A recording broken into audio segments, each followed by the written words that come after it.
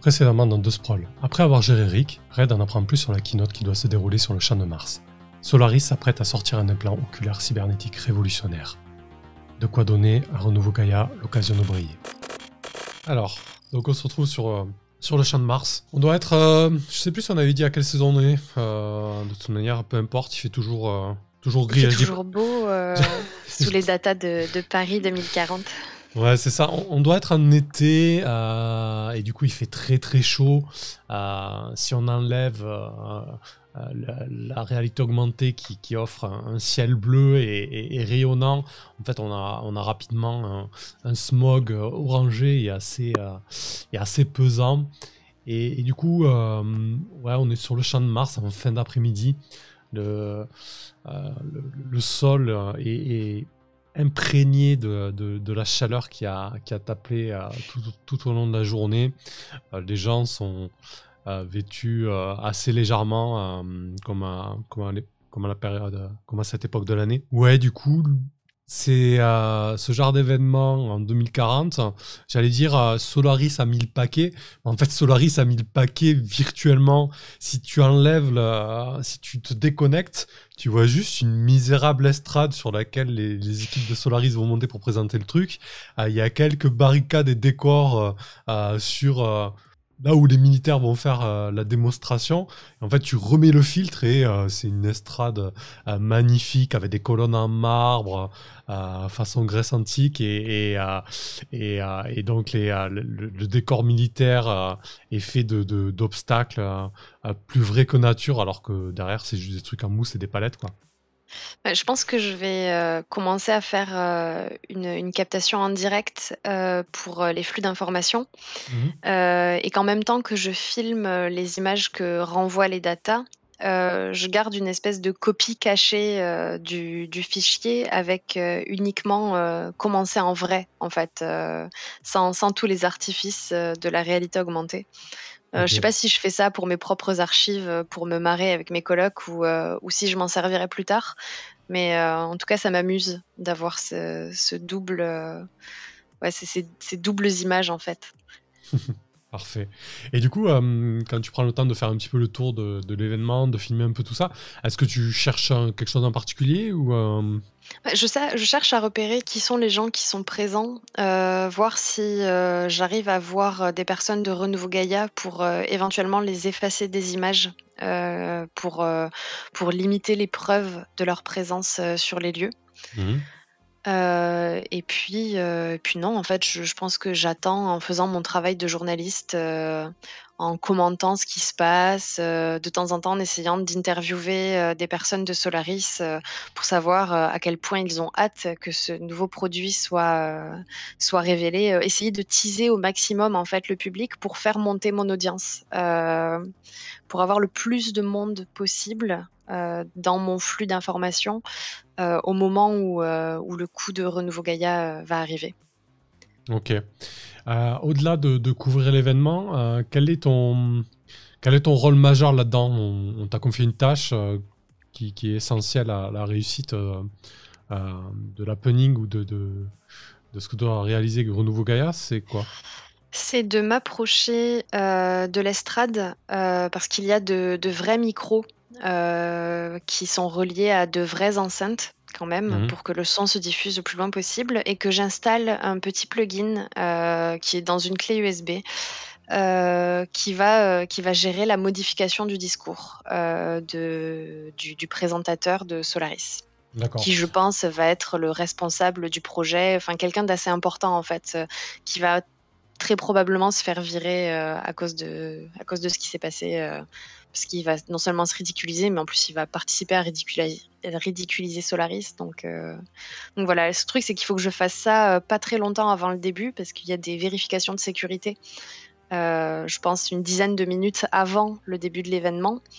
Et donc, j'ai l'intention d'attendre que la vérification de sécurité ait lieu pour, monter sur l'estrade, en fait, et essayer d'avoir une interview avec, les personnes qui rassemblent les notes, sur le projet, tout en Saint-Jean de les interviewer, installer ma clé USB, et la récupérer. Je pense que ça doit être une opération qui prend 2 minutes, mais il faut que je trouve, comment occuper ces 2 minutes sans que personne ne remarque rien. Ouais, d'accord. Donc bien avant que la démonstration ne soit lancée, donc on voit les équipes qui s'occupent des militaires et les militaires se préparer. Toi, de ton côté, tu as tout simplement une accréditation, hein, de journaliste parce que c'est ton métier, hein, avant tout, avant d'être une agent. Et comment alors, tu as une accréditation pour participer à l'événement, mais tu n'as pas forcément accès ou la possibilité d'interviewer quelqu'un. Tu t'approches de l'estrade, tu sens que la sécurité est quand même assez tendue. Comment tu passes cette sécurité? Comment tu vends ton interview en fait Je pense que je louvoie un peu, en disant que, ça serait une très bonne communication pour, le service, com interne de Palantir, et je cite, les noms de mes 2 anciens employeurs. Mais en les citant comme si je les fréquentais toujours et que je les connaissais toujours, en fait, pour dire qu'ils seraient très intéressés pour relier les 2 entreprises, via cette note de communication, étant donné que, Palantir a grand intérêt, dans le lancement de ce projet, et je fais un clin d'œil, pour dire, «Ouais, voilà, je sais pourquoi je suis là». Ok, donc tu as très rapidement une attachée presse du chef de projet, ou en tout cas la personne qui est là pour mener l'événement, qui vient vers toi. Une jeune louve d'une trentaine d'années qui tu la tagues immédiatement. Elle a gravi les échelons rapidement au sein de Solaris. Tu penses qu'elle va pas tarder à faire tomber son chef pour prendre sa place. Donc elle vient vers toi, elle est plutôt remontée, plutôt stressée en fait. En passant, elle engueule et elle jette deux gardes qui t'avaient laissé t'approcher un peu trop près de l'estrade en fait finalement, donc elle en profite pour les réprimander. Donc tu lui vends la chose comme ça en fait. Ouais, complètement, et je vois si elle est réceptive à mon baratin, en fait, hein, parce que c'est ça que je suis en train de faire.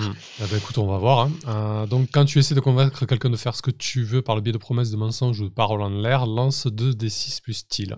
Ouh, 6 moins. Allez, il en faut un par soirée. Ouais, effectivement, c'est un 6 moins. Eh bien, écoute, je pense que elle va. Tu sens qu'au départ, elle est pas trop partante pour ça. Et puis, tu as une tierce personne qui vient s'inviter à la conversation. Tu le reconnais OK. Tu le reconnais immédiatement, en fait. C'est la fameuse personne qui te traque depuis un moment, que tu as pu voir, que tu as pu apercevoir. En fait, cette espèce de.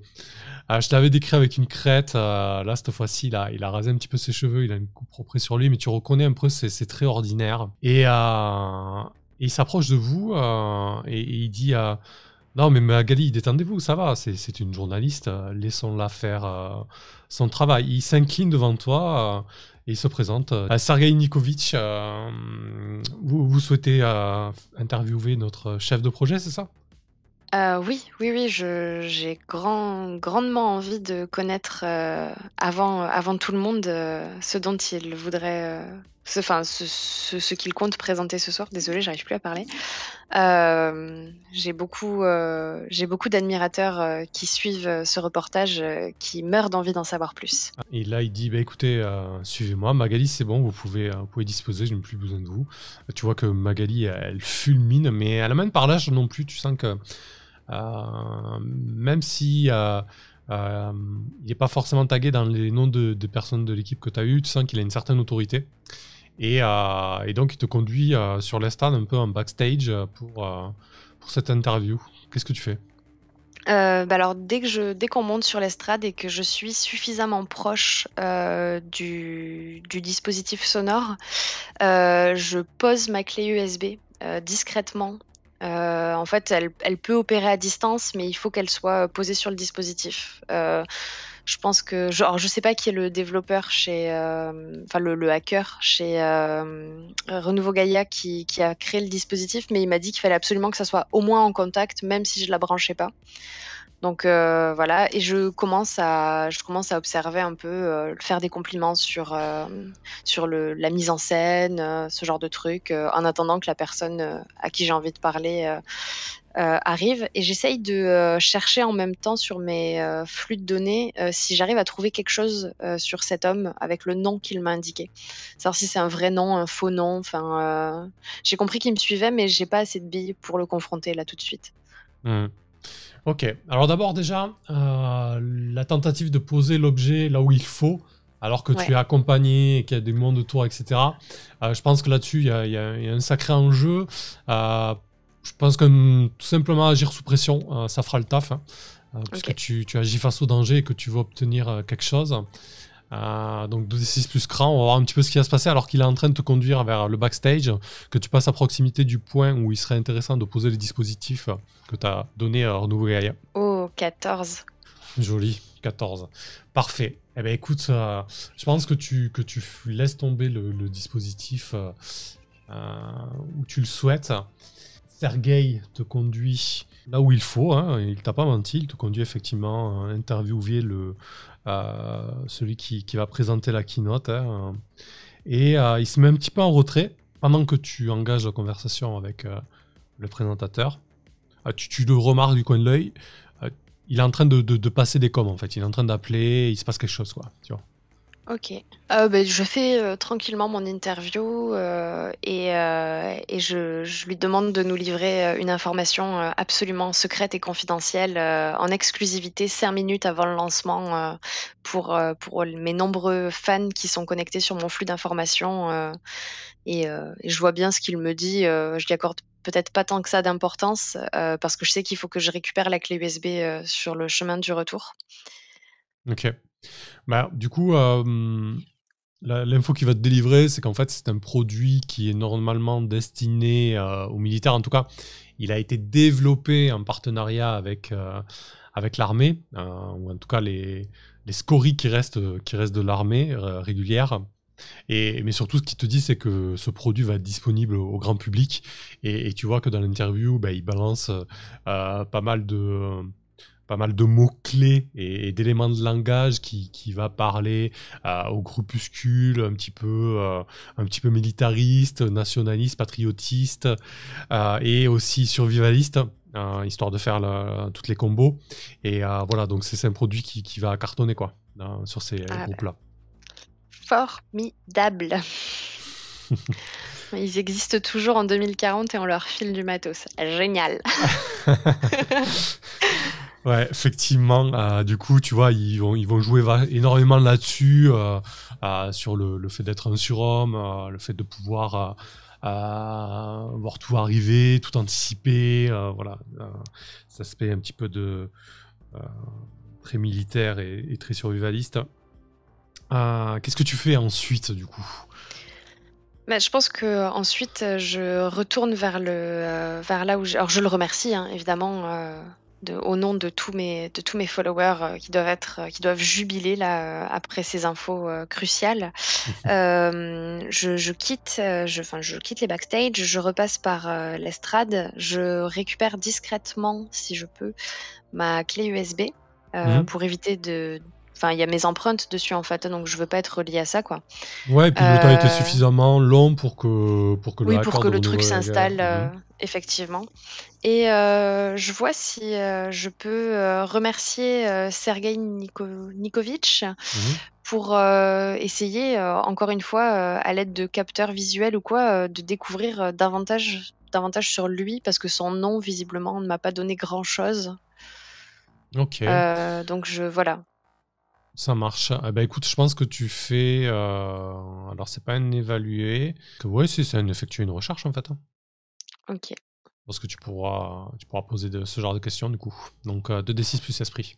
Alors que tu es en train de scanner de la tête aux pieds Sergei Nikovic, tu balances en même temps des recherches sur les réseaux. Donc, c'est un 10, c'est Ouais, ça? c'est un 10, tout à fait. Bah écoute, tu gagnes une info et tu peux poser deux questions du coup.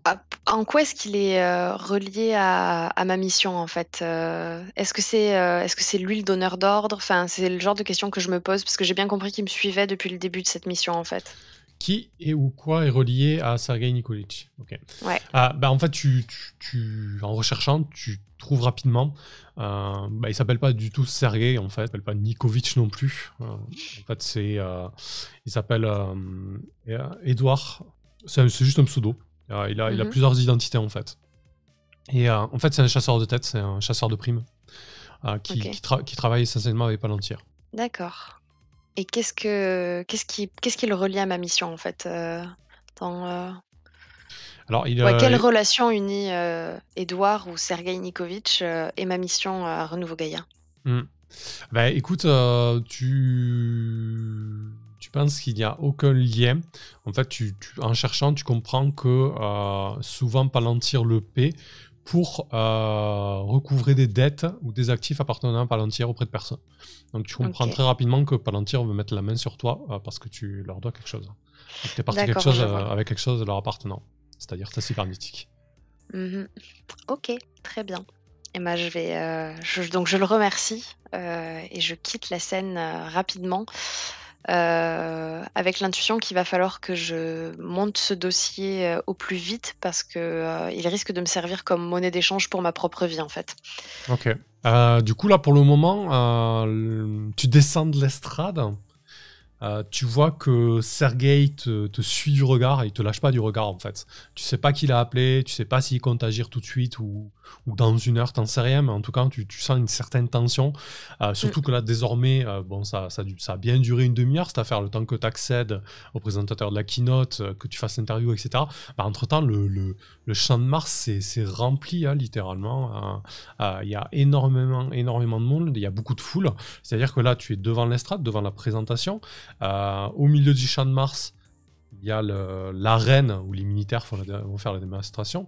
Et tout le champ de Mars est rempli de foule. Donc si tu vas aller du point tout en haut du champ de Mars jusqu'en bas, tu dois traverser la foule, ce qui va te prendre des plombes. Et de toute manière, il y a l'OP de Renouveau Gaïa. Donc qu'est-ce que tu fais ensuite ? Je pense que je vais rester au milieu de la foule en essayant de reculer le plus possible de l'estrade pour avoir une vue correcte pour mon live. Et en simultané, je vais dépenser une autre retenue pour demander à Eddy, mon colocataire, de récolter des infos sur mon dossier sur Palantir, en fait, tout ce qu'ils pourraient éventuellement trouver, voire même en hackant leur serveur, et de me les stocker dans un serveur sécurisé à la maison. Ok. Parce que je sens que ça commence à chauffer pour moi là. J'ai l'impression que l'étau se resserre un peu. Ça marche. Donc tu récoltes les dossiers, notamment pas mal de contrats que Palantir a fait passer auprès de ce certain Edouard là, de nettoyage de preuves, de nettoyage de témoins gênants et ce genre de choses quoi. Ok. Sachant que je demande à Eddy de mettre une sorte de sécurité sur mon serveur. Si je venais à disparaître, toutes les informations seraient publiées. Ok, très bien. En gros, voilà, s'il m'arrive un truc, pas grave, j'aurais sali Palantir, mais comme il faut, quoi. Ça marche. Écoute, ton compte à rebours d'affaires est à 21h, donc 3 crans sur 6. Ça se passe plutôt pas mal pour toi. Pour le moment, tu as 0 cran au niveau du tapage. Donc, tu as plutôt été discrète, même si tu as ce Edouard qui te traque. Et au moment où tu finis ta conversation avec Eddy, il y a les premiers coups de feu à blanc qui claquent dans l'air. Les militaires ont débuté leur démonstration. Et on va s'arrêter là. Ok. Ouh, teasing. Allez, parfait.